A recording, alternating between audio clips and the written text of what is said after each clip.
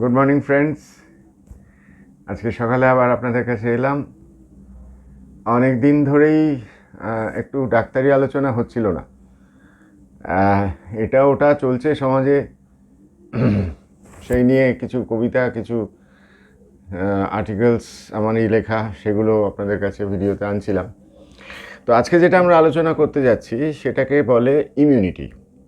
এটা নিয়ে অনেকেরই মনে প্রশ্ন আছে, মানে এটা একটা খুব সাধারণ প্রশ্ন, ইমিউনিটি কাকে বলে। ইমিউনিটি হচ্ছে যে আমরা যখন মানে আমাদের শরীরের মধ্যে রোগ প্রতিরোধ ক্ষমতা, সেটাকে আমরা বলি ইমিউনিটি।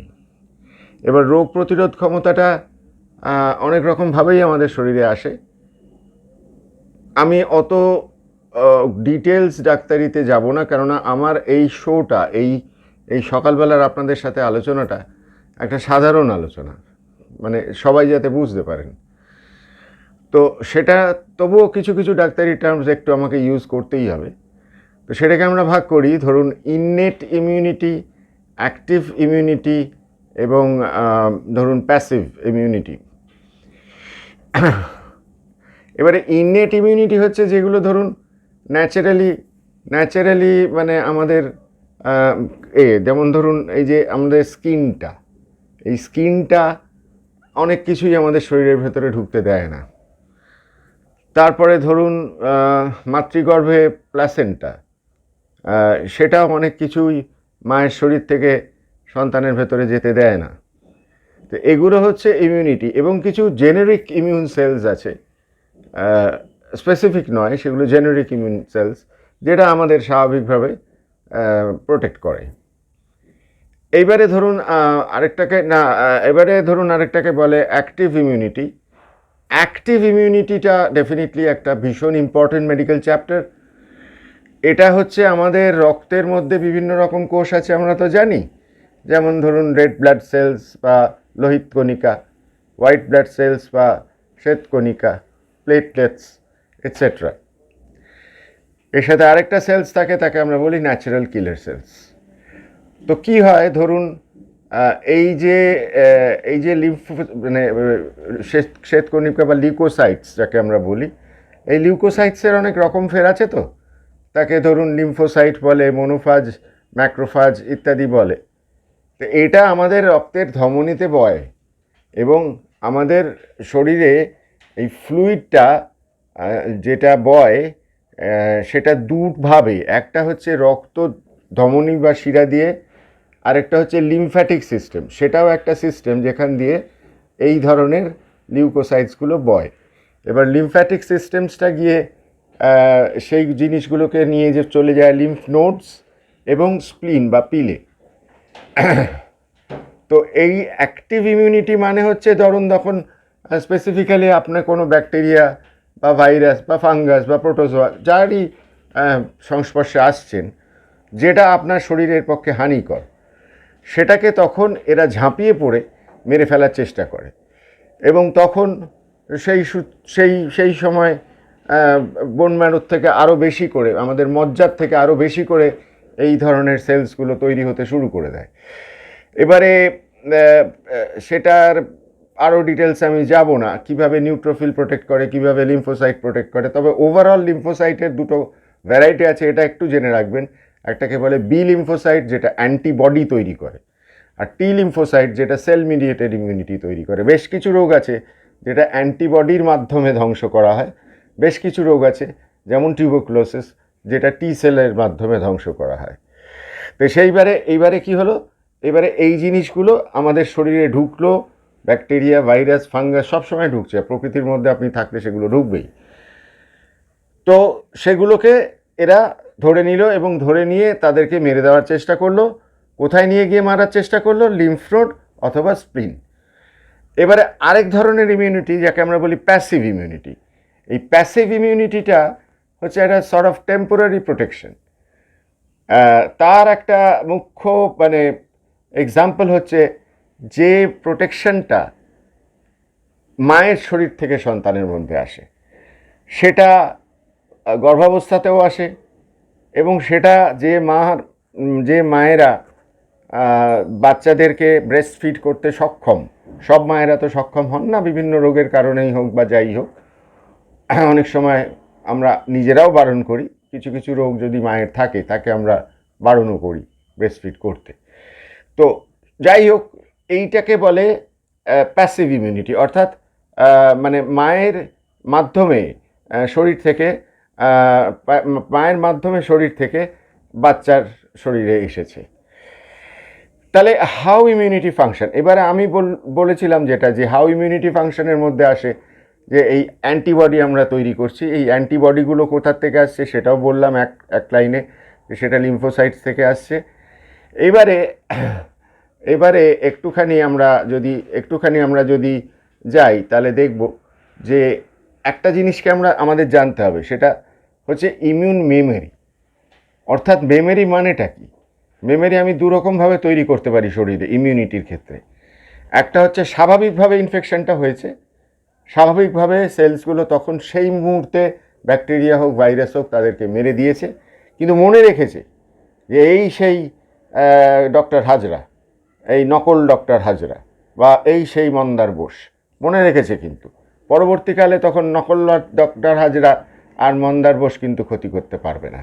তারা যদি তখন শরীরে ঢোকে, সেই ব্যাকটেরিয়া এবং ভাইরাসগুলো, এই যে ইমিউন মেমোরিটা রয়ে গেল, এই ইমিউন মেমোরিটা কিন্তু তখন আবার তাদের ধ্বংস করে দেবে। তখন কিন্তু আর নতুন করে কিছু প্রক্রিয়া লাগবে না। এই ইমিউন মেমোরি বিভিন্ন কারণে নষ্ট হয়ে যেতে পারে। বার্ধক্য একটা তার ইম্পর্টেন্ট কারণ। বেশ কিছু খাবারের ডেফিসিয়েন্সি আছে যেটা সেটার মধ্যে আসে। সেই জন্যেই আমি বলি প্রত্যেককে যে ভালো করে ফল খাবেন, স্পেশালি সাইট্রাস ফ্রুটস, এগুলোকে বাড়ায়। এবং সর্বতোভাবে যেটা, যে ইমিউন মেমোরি আপনাকে যদি ইমপ্রুভ করাতে হয় তাহলে ডেইলি এক্সারসাইজ, এবং ডেইলি এক্সারসাইজের ডেফিনেটলি একটা রোল আছে, বিকজ এবং গুড স্লিপ। জেনে রাখবেন পিনিয়াল গ্ল্যান্ড যেটা আমাদের ঘুম পাড়ায়, সেটা কিন্তু আমাদের ইমিউনিটিও বাড়ায়। এই হো হো করে সকালে হাসার লাফিং ক্লাব, এটাও কিন্তু ইমিউনিটি বাড়ায়। তো বিভিন্নভাবে আমরা যদি চেষ্টা করি তাহলে এই ইমিউনিটি আমরা বাড়াতে পারব।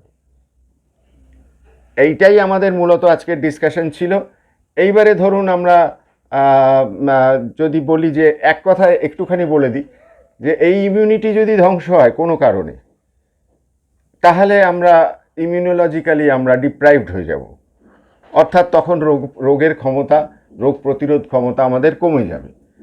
তার মধ্যে সবথেকে কমন কারণ ইমিউনোডেফিসিয়েন্সি, সেটা হচ্ছে ডায়াবেটিস জাতীয় রোগ, একটা ভাইরাল ইনফেকশন, যে কোনো আমাদের সাধারণ যে ভাইরাসগুলো হয়, এই সর্দি কাশি জ্বর, ওই সময়টাই কিন্তু ইমিউনিটিটা খানিকটা কমে যায়। And of course to keep in mind HIV or human immunodeficiency virus, যেটার ইনফেকশনে কিন্তু অ্যাকোয়ার্ড ইমিউনোডেফিসিয়েন্সি সিনড্রোম হয়, অর্থাৎ এইডস। এটা নিয়ে আমি আপনাদের সাথে একদিন আলোচনা করব। অনেকেরই অনেক ভুল ধারণা আছে HIV সম্বন্ধে, সেটা নিয়ে একদিন অন্যদিন আলোচনা হবে, আজকে আমি সেটাতে যাচ্ছি না। এবং বিভিন্ন ধরনের অ্যালার্জি, এই ধরুন মানে সাধারণ খাবার, কলাটা, চিংড়ি মাছটা, বেগুনটা, এইগুলোকেও চিনতে ভুল করে ফেলে। তো তখন তাকে আমরা বলি অ্যালার্জি। এবার অ্যালার্জিরও ক্লাসিফিকেশান আছে, অত বিস্তারিততে আমি যাব না। তবে একটা জিনিস মনে রাখতে হবে যে এই যে ন্যাচারাল কিলার সেল, এই ন্যাচারাল কিলার সেল যেটা আমাদের শরীরে রক্তে সার্কুলেট করে, along with the RBCs and WBCs and platelets and everything, these natural killer cells are very, very important. Why? যখনই শরীরে আমাদের কোনো রকম একটা অর্গানের মধ্যে একটা কোনো জেনেটিক মিউটেশনের জন্যে একটা অ্যাবনর্মাল সেল তৈরি হচ্ছে, ন্যাচারাল কিলার সেল ঝাঁপিয়ে পড়ে তাকে মেরে দেবে। মনে রাখবেন, আমাদের শরীরে প্রতিদিন ক্যান্সারাস সেল তৈরি হয়, প্রতিদিন ন্যাচারাল কিলার সেলস তাকে মেরে দেয়। এইবার এইটা যদি না হয়, এইটা যদি একটুখানি পক্ষপাতিত্ব হয়ে যায়, তখন কিন্তু ওই অ্যাবনর্মাল সেল লাইনটা আরও বেড়ে গিয়ে তখন হয়তো একটা ক্যান্সার তৈরি হলো বা কিছু তৈরি হলো, সেরকমভাবে হতে পারে। আর আরেকটা জিনিস যেটা বলবো, যে নিজের শরীরের অর্গান, নিজের শরীরের পার্টস, অর্থাৎ আমার হার্টটাকে আমার এই সার্কুলেশনের সেলসগুলো চেনে। তো কাজেই সে কিন্তু আমার হার্টটার এগেনস্টে কিছু তৈরি করবে না। কিন্তু সে যদি হঠাৎ চিনতে ভুল করে, কীরকম ধরুন কোনো ইনফেকশন হলো, তারপরে কমনেস্ট হচ্ছে ধরুন রিউম্যাটিক ফিভার, সেটা ছোটোবেলায় 7 থেকে 11 বছর বয়সের বাচ্চাদের মধ্যে হয়, সেটা স্ট্রেপ্টোকক্কাস ব্যাকটেরিয়া দিয়ে হয়। এবার সেইটা যদি হলো, তো ওটাকে না ও চিনতে ভুল করছে তখন হার্টটাকে, তখন কিন্তু ও ডিস্ট্রয় করে দিচ্ছে হার্টের ভ্যালভসকে। ঠিক তেমনি এরকম আরও অনেক কিছু আছে, স্পেশালি কিডনি ডিজিজ আছে। সেই কিডনি ডিজিজগুলোর মধ্যেও কিডনির সেলসগুলোকে চিনতে ভুল হচ্ছে, এবং সেই ভুলের জন্যে তখন আমরা কিডনিটা নষ্ট হয়ে যাচ্ছে, অটো ইমিউন রিনাল ডিজিজেস। তাহলে মূলত আজকের আলোচনাটাকে যদি আমরা আবার বলি, সেটা নিয়ে আমরা তাহলে সামারাইজ করতে পারি যে আমাদের ইমিউনিটি আমাদের শরীরের একটা বিশাল প্রতিরোধক, যে আমাদের রোগের যে ক্ষমতা, সেই ক্ষমতাকে আমরা যথাসম্ভব নিজেরা চেষ্টা করে সেটাকে নিশ্চয়ই আরও বাড়াতে পারি। বিভিন্ন ধরনের খাবার আছে, স্পেশালি ফ্রুটস, বারবার করে পড়ছি ফ্রুটস, স্পেশালি সাইট্রাস ফ্রুটস, বেশ কিছু মশলা আছে, যেমন ফর এক্সাম্পল হলুদ ইত্যাদি, এক্সারসাইজেস, প্রপার স্লিপ, এইগুলো সমস্ত আমাদের এই ইমিউনিটিটাকে বাড়িয়ে দেয়।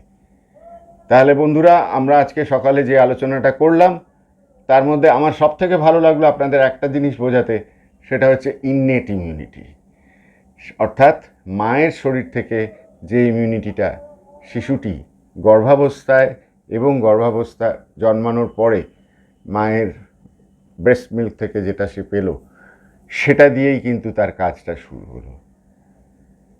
তাই বোধহয় এটা বলা সাজে, মা গো ভাবনা কেন, আমরা তোমার শান্তি প্রিয় শান্ত ছেলে, তবু শত্রু এলে অস্ত্র হাতে লড়তে জানি, তোমার ভয় নেই গো, আমরা প্রতিবাদ করতে জানি। খুব ভালো লাগলো আপনাদের সাথে আলোচনা করে। দিনটা ভালো কাটুক। আজকে রবিবার, ছুটির দিন। আমার অবশ্যই কোনো ছুটির দিন নেই, 365 দিনই একটু না একটু কিছু তো লেগে থাকে। কিছু প্রফেশনস আছে যাদের 365 দিনই কাজে নামতে হয়। শুধু আমি ডাক্তার হিসেবে নয়, যারা আমাদের বর্ডার পাহারা দিচ্ছে তারা থেকে শুরু করে অনেকেই আছে যাদেরকে নিত্যদিন পরিশ্রম করতে হয়, সো দ্যাট বাকি সম্প্রদায় সুখে থাকে, শান্তিতে থাকে। আমিও চাইব আপনারাও সুখে থাকুন, শান্তিতে থাকুন, আপনারাও অত্যন্ত ভালোভাবে দিন কাটান, সবার সাথে মিলেমিশে ভালো থাকবেন, সুস্থ থাকবেন। আবারও আসবো কিছুদিনের মধ্যেই কোনো আরেকটা ডাক্তারি আলোচনা নিয়ে। আজকের মতন তাহলে এই, ধন্যবাদ, নমস্কার।